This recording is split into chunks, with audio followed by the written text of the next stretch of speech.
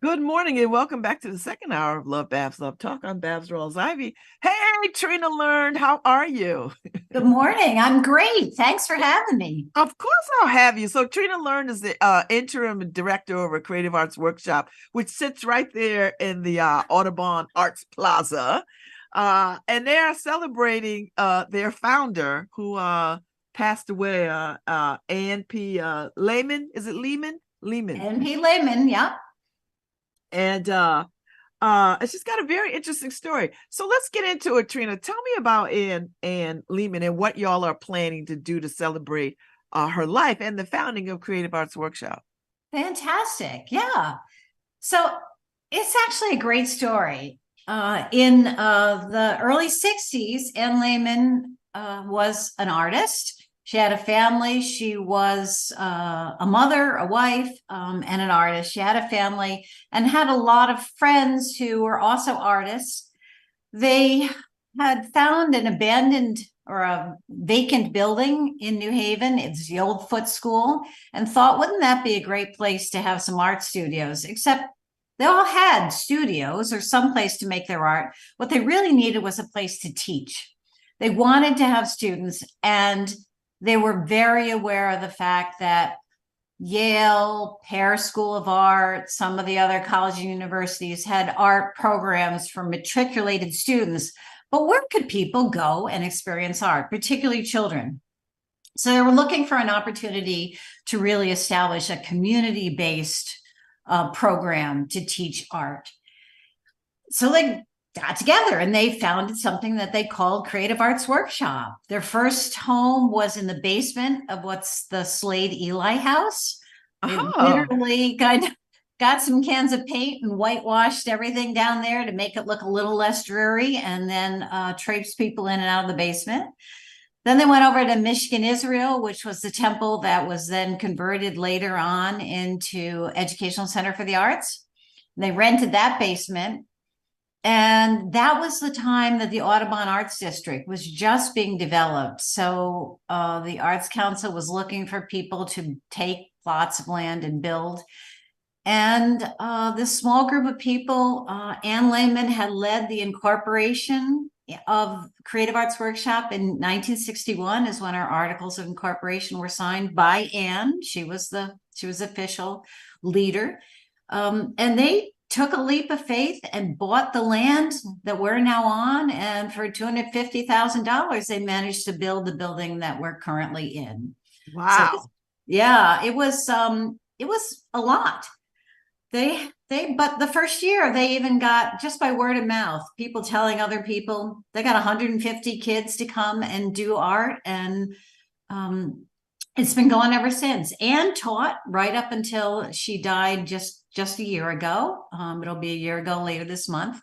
And she was in her 90s, right? She was 94 when she passed away. She was here teaching her class up until a month or two before her death. It was amazing.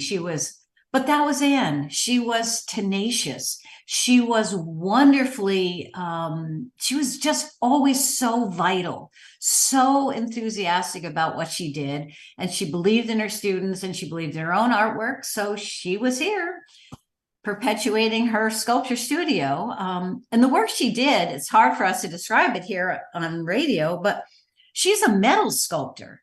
She had some very large pieces. Many people may not realize it, but almost everyone in New Haven knows one of her pieces. And that's a piece called Intersections. It's these two curly red arrows that are on the corner of Trumbull Street and Whitney Avenue, where Whitney becomes Temple Street, right on that corner. Oh, That's her yes. sculpture. So that's one of her more famous things out in the community.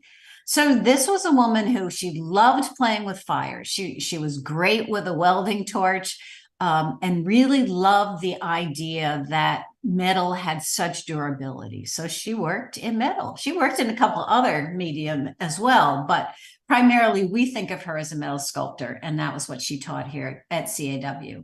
Mm-hmm. That's amazing to have that kind of visionary, because that whole that's the era of Newt Shank, and and the creating of the Yes. Arts Council. So I would imagine that these people were very visionary in their thinking about forward how to keep art and institutionalize art so that it becomes a part of everybody's everyday practical lives. So that must not have been easy for her to be a woman who can work with materials that people don't necessarily associate with women working with. Right, right. Her family, her uncles, her father were engineers. They built the old arena before the Coliseum, but the arena was in this plot that's now the FBI building. And so she had grown up with that sense of those things were possible, about a sense of really building things. I think it's fascinating that she built these incredibly sturdy structures, as well as delicate, beautiful welds where she took small pieces of wire and made them into these beautiful objects. But then at the same time, she built a program that she was part of for 60 plus years, and still thrives. So she really was a builder. And she's written our history. She's written several essays about it, which are here in our exhibition. And she describes her colleagues who helped her found CAW as rabble-rousing wives. So this wasn't about their husbands. This was about women who were primarily seen in the early 60s as wives. That was their identity. And this was their true passion. I love it. So how long have y'all were you planning this before her passing? Was she expected to be here for this, or? We had an honorary, a wonderful event honoring her, about 3 months before she passed. So fall a year ago, we had an event. It was a concert that her son Peter gave with an ensemble that he's part of. And that was a benefit for scholarships. That was one of Anne's passion, was making sure people could come to Creative Arts Workshop regardless of their means. But this was really, once Anne passed, all of us at Creative Arts Workshop felt that we really, really wanted to honor her. Ironically, all the years she'd been associated, she'd never had a one-person show here. Really? So she had some of her work exhibited, but she always shared the spotlight with a couple other artists. And then we were very, very fortunate that in working with the family, first of all, Anne was prolific. There's an irony now that her son Peter told me just this weekend that she would often give away a lot of her work. And he would say, I love that piece. That was such a wonderful piece. Why would you give it away? She said, I'll just make another one. So she was very, very prolific, which meant that her estate then had a really wonderful collection of art that she had chosen to live with in her home. And that estate is working with us to bring that art to the public to bid on. It is the art that's here in this exhibition is for sale. We have an online auction. And those proceeds will benefit Creative Arts Workshop. So this was another way, even posthumously, that Anne is able to perpetuate what she created here. These are much needed funds, and they will go to supporting all the programs that Anne had developed. But we were lucky that the estate had a very large collection, and it's quite varied. I think people will be surprised when they see it, that they may associate one or two pieces of metal work with Anne's product, but in fact, there are various other sorts of things here. I think some of the most fascinating are what we call little maquettes. They're tiny models because when she started doing large scale public pieces, she couldn't fabricate them in her own workshop. So she'd make a little model and then she'd work with an outside fabricating company to translate that model into something that was maybe 10 or 20 times larger than the model. I think her most famous of those are she did a series of bike racks around town. Yes. So I'm afraid I went to scout them out, and they're not particularly in very good repair anymore, but they were quite delightful. There are things online about them, and we have one here at CAW that spells out the letters CAW, which of course means Creative Arts Workshop. So how hard was it to pick the pieces to, like, who curated the show? Well, first of all, we were very, very lucky to, in keeping with the spirit that we have been really attached to here at CAW recently, which is to involve more and more and wider community at CAW. We worked with Thea Buxbaum, whom many people know from Keller Liddell Gallery and from what I'll call the Westville Renaissance. Thea and her husband, Gar Waterman, had been friends of Anne's and her family's for over 30 years. So the combination of the fact that Thea is a professional in arts and gallery management and has a wonderful eye, her husband being a sculptor, and that they were family friends made her the perfect choice for this. And I was most grateful because there were so many ways that Thea understood either Anne's intent or her wishes, or just Thea knew her family better or knows her family better than I do. So it was a wonderful opportunity. And anybody who's listening to this program and who knows Thea knows that Thea always brings wonderful energy and a great creative spirit. So I'll go out on a limb here and say that this is one of the most beautiful shows I ever remember seeing at CAW, and that's thanks to Thea's genius. So I love it. So you're going to do it across all 3 galleries in the space? Yes. And it kicked off on December 3rd, and it's going to run through January 27th? 25th. Yep. 25th. Okay. So it'll be through for a full 2 months. It was a big undertaking. So we've been working on this show for about the last last 6 months. So it's a big undertaking. We wanted to make sure people had ample time to see it. It's a busy time of year. And we have I mentioned that it's an online auction. We have some things in our small shop that are objects of Anne's that are just outright for sale. And then we also have some products. We have a calendar, we have a catalog of the exhibition. We have a calendar that has 12 of Anne's images. We have some note cards.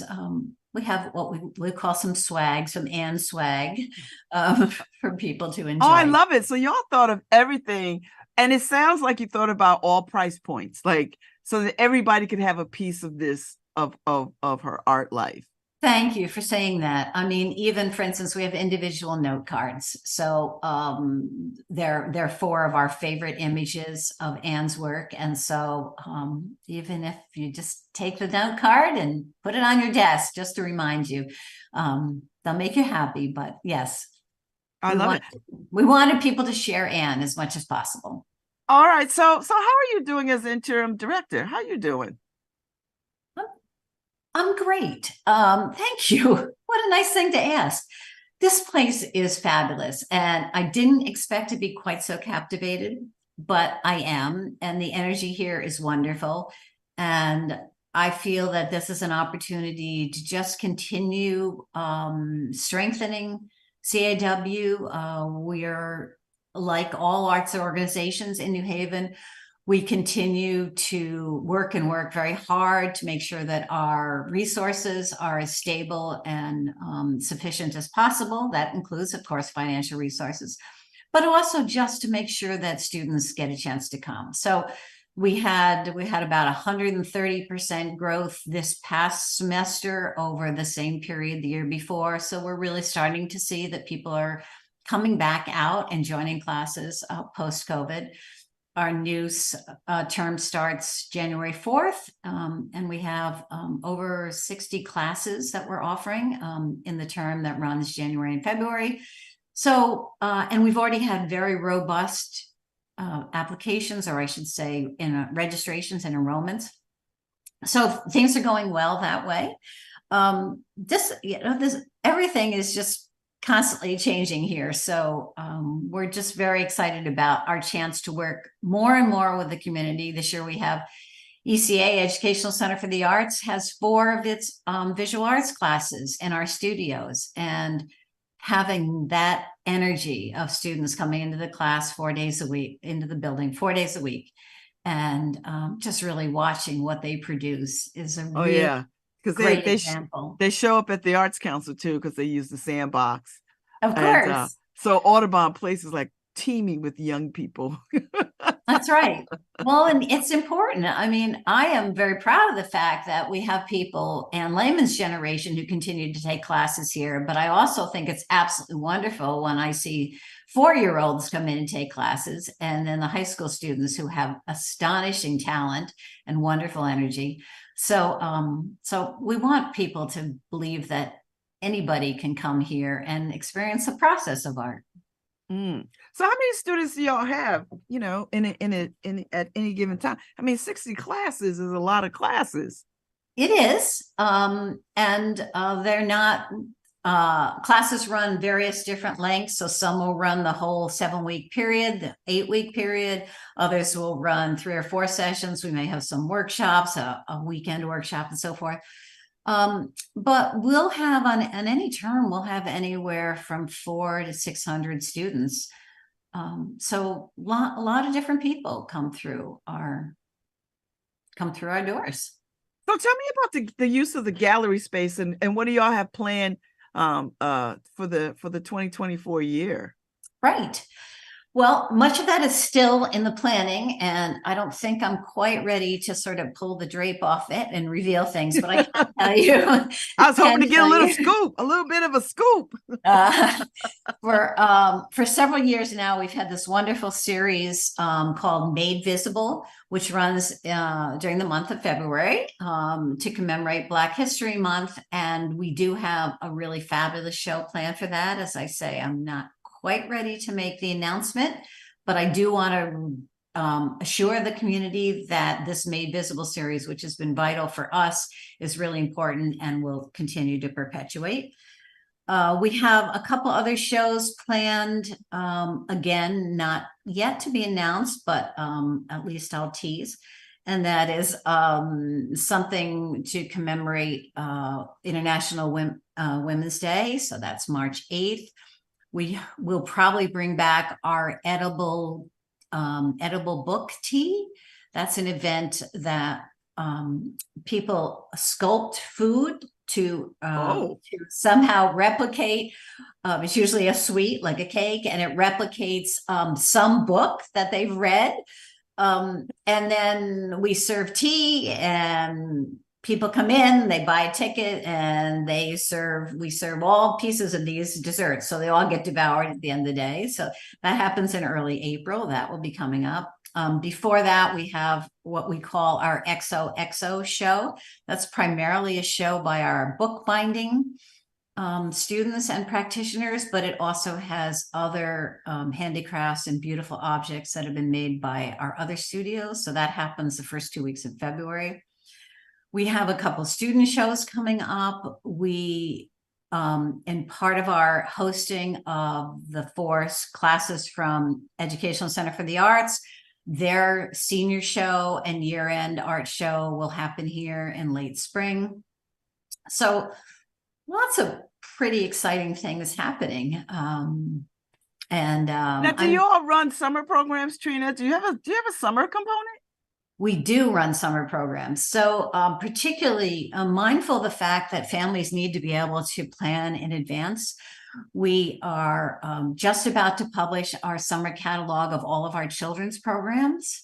And in the last couple of years, we haven't been able to make it as robust as has traditionally been, but we're back to that level now. So lots of offerings throughout the entire sort of school vacation period of summer.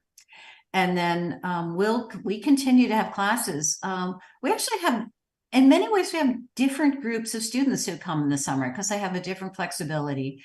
And that's been really exciting. For several years, we've had a program too in the summer with Hope for New Haven. We expect that to continue this year, and we're looking for other ways to really broaden how we can not only bring people to CAW during the summer, but help people get through some of the logistical challenges that families, parents have during the summer when school isn't in session. But we're here, and we want people to be here with us. Oh, okay. All right. I'm glad to see Creative Arts Workshop thriving. So this exhibit honoring Anne Lehman, what does her family think of all of this? And I know they've been cooperative because they've turned over her artwork to y'all, but what are they thinking, and what do they make of all of this? Oh, that's a wonderful question. It's actually, for me, it's been a huge privilege to work with her family. So Anne and her husband had 3 children, and the surviving child, Peter, was really part of we had a very small core committee based of Joy Ford, our former board president, Kathy DeMeo, our current board secretary, Peter Lehman, myself, and Thea Buxbaum. So 5 of us were the core that created this show. Peter was wonderfully involved. He helped us pick and gather the work that would be in the show. Peter designed the entire catalog for the show, which for me, I don't mean to embarrass him, but for me is truly a labor of love, because it's a beautiful catalog, and it really shows that Peter had such a connection with this artwork, and of course with his mother. Many of the grandchildren came, both on Friday night. We had a preview event before the show opened, and then Sunday they came here, and Peter was involved also in the panel that we did on Sunday afternoon for the public. So Peter has continued to be very involved, and this too was a legacy that he lived with, and it was really wonderful to share this experience with him to get the show ready and up. Now, is he an artist? Are any of the grandchildren artists, or are there any more artists in the family? I think they're all quite amazingly skilled. Peter is both a musician, really quite a talented musician, and he has a degree, an MFA from Yale in graphic design. So he got some of the bug for sure. So now, do you have any favorite pieces, Trina? Like, are there pieces that you're like, oh my gosh?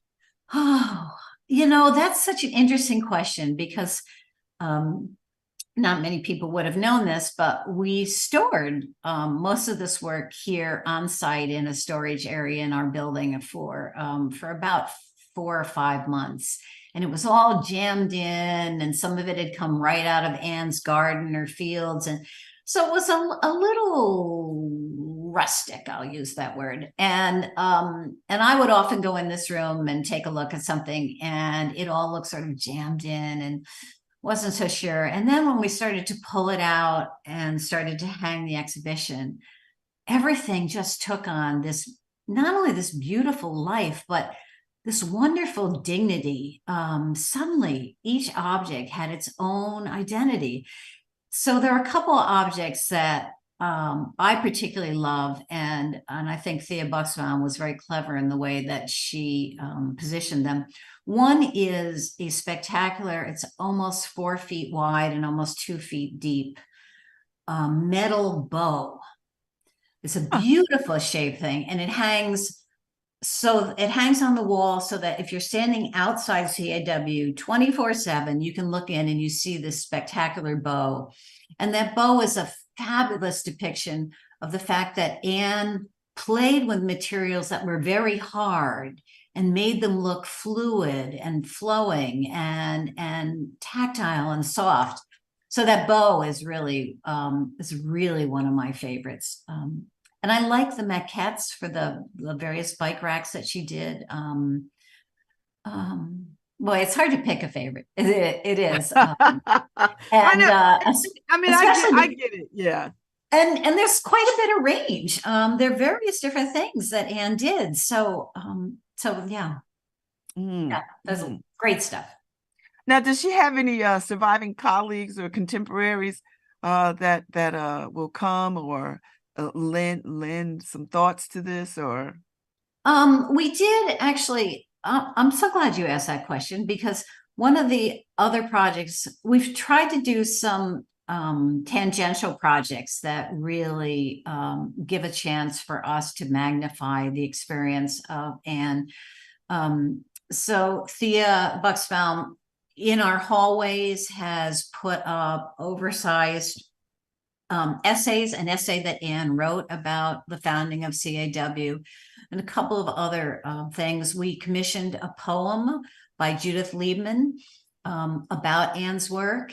And then in the late summer, working with Southern Connecticut State University's program called Arts Administration and Cultural Advocacy, we had an intern, Sarah Daltal is her name, and Sarah was here for 3 months collecting oral histories from people who knew Anne.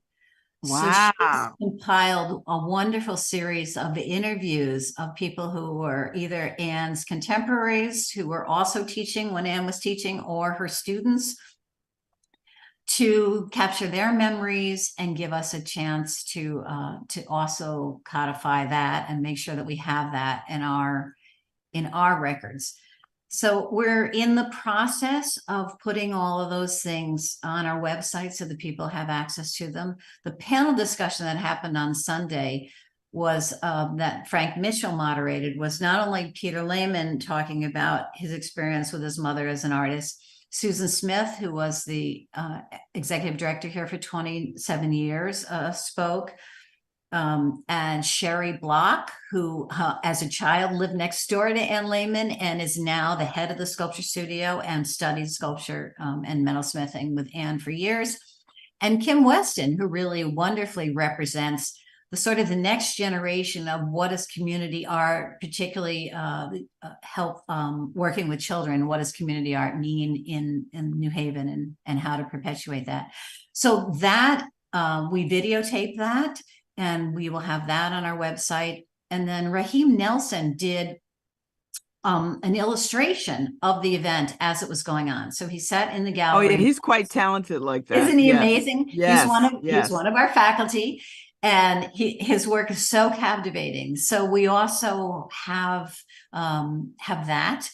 And that will go on our website. So we're looking for as many ways as possible to be able to take this stone that years ago Anne Lehman dropped in the middle of a pond and continue those ripples, just moving out and out and out, further and further. So, oh, I love it. That's a nice gesture, because I think things can get lost if people don't record people talking about things or remembering things, and so that's a lovely way to sort of take that into the future, so that other people can find the conversations that were had with her contemporaries. I agree. I love that. All right. So it opened on December 3rd. It runs through January 25th. So people can go, they could go online. Yep. They can go online. Participate in the auction, right? That's right. And come see the exhibit. Creative Arts Workshop is always open and free. So you can come to the exhibit whenever you come to Creative Arts Workshop. You can also see it any time of the day or night from looking outside. You'll see part of it at least. But we're open to visitors 6 days a week, Monday through Saturday.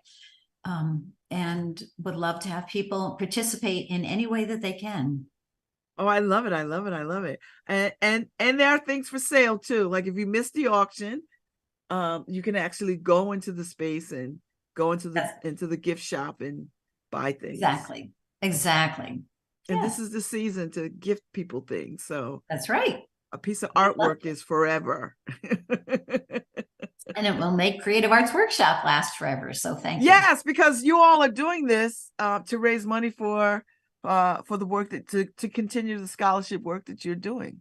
That's right. That's the way that we can really honor Anne, is to keep on doing what she started all those years ago. Okay.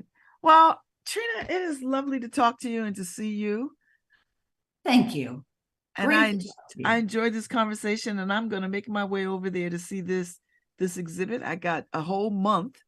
So, and while the weather is gorgeous, I'll get over there. Terrific. Yeah, great.